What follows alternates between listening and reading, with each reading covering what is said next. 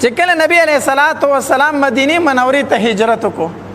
مدینه منورې ته هجرت وکړو، نبی علیه الصلاۃ والسلام چې کله د مکې مکرمې نه ځي نو لور ډیره سخته بیماره ده، زینب رضی الله تعالی عنها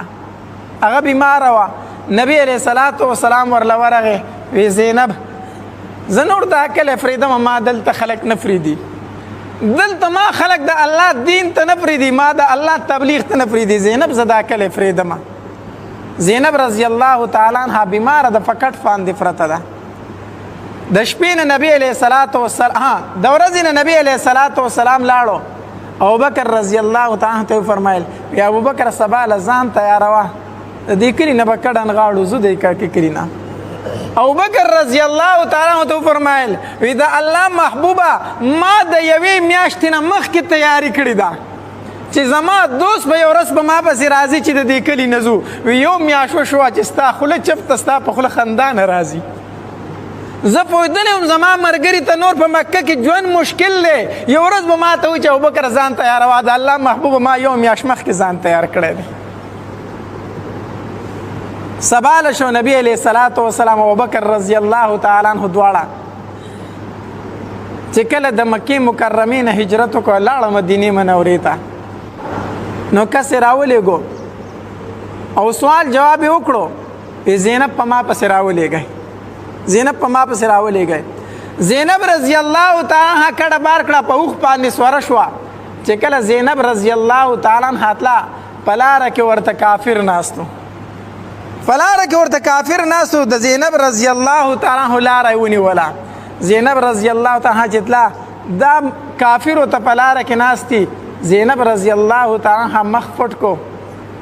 زما لاره پرېږدئ،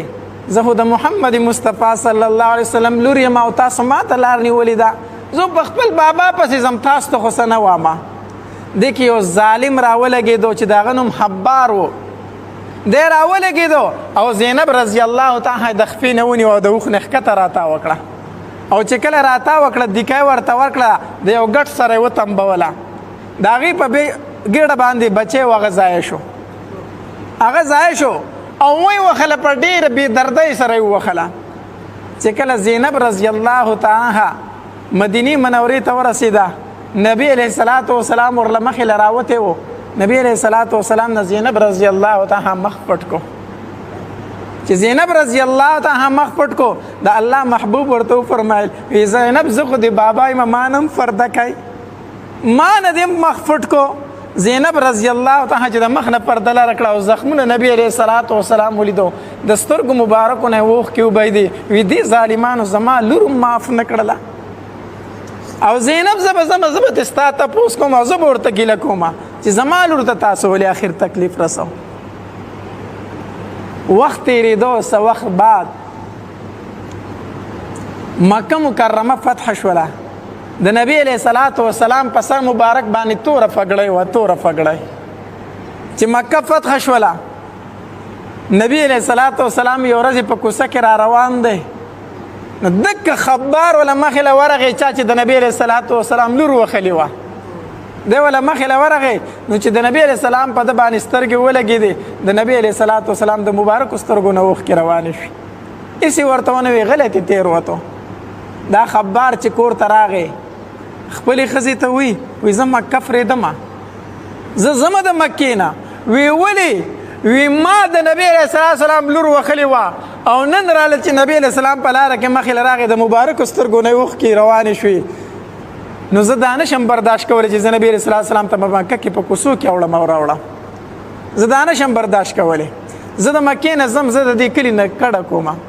ښځې ورته وویلو وی د مکې نه کډه سو، خو د دنیا هر ګوټ ته لاړ شي، ته د الله او د الله د رسول په غضب کې به ګرفتاري، ته د یوازې مکې پرېښودو باندې نشي خلاصېدی، چې په دنیا کې چېرته هم ځې ته به د الله په غضب کې ګرفتاري. وی څه وکړمه؟ وی حالې دا دی چې نن شپه لاړ شه او ایمان راوړه، خباره لاړ شه ایمان راوړه. وی څنګه ایمان راوړم؟ زه به نبي علیه السلام ته مخامخ کېږم څنګه؟ زه چې نبی علیه السلام ته وایم زه خبار یم ایمان راوړم، هغه به ما ته وایي چې ظالمه په زینب دې راله څومره ظلم کړی، اوس رالې ما ته مخې ته ودرېږي، ما ته مخې ته ودرېږي. راځه ماله مخکې ښځې ورته یو ترتیب وښوو وی ړومبی به لاړ شي چې ښه شپه شي خلک غلی شي ور به ورته وټکئ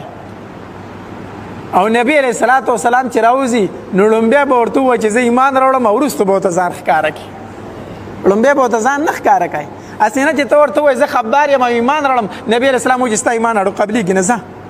تا زما په لور څومره ظلم کړی د هغه دې راله شهیده کړه د هغې بیمارۍ نه زینب رضی الله تعالی عنها شهید هم شو بیا زما لور دې شهیده کړې او ما له اوس راځي چې زه ایمان راوړم نو دی لاړ په تیاره کې ور یې وټکو چې ور یې وټکو نبی علیه الصلاة والسلام ورته وفرمیل من انت لکه څوک یې ته څوک یې زما په دروازه کې ولاړې هغه ورته وویل وی زه یم د الله پاکه پیغمبره نبی علیه الصلاة والسلام چې بار ته رووتو د مخ پټ کړی دی وی د الله پاکه پیغمبره په دې بې ټایمه ټایم کې زه که راغلی یم چې زه ایمان راوړم زما زړه ته ایمان پرېوتی زه کلمه وامه نبی علیه الصلاة والسلام ورته وفرمایلو وی ځان خو راته وښیه که نه چې یې څوک و د الله پاکه پیغمبره ځان درته نشم ښوولی خو ایمان راوړم نو نبی علیه الصلاة والسلام ورته وفرمیل نه اول راته ځان وښیه که نه نو چې هغه د مخ نه پرده لره کړه وی زه خبار یم خبار یم ستا د لور قاتل یم نبی علیه السلام د دروازې سره کېناستو د سترګو مبارکو نه اوښکې روانې شوې وی جړل او بیا ورته وایي وی لومبې ایمان راوړه او تا چې ایمان راوړه ما درته خپله لور هم معاف کړه او مې درته بخله ما درته خپله لور وبخله معاف مې درته کړله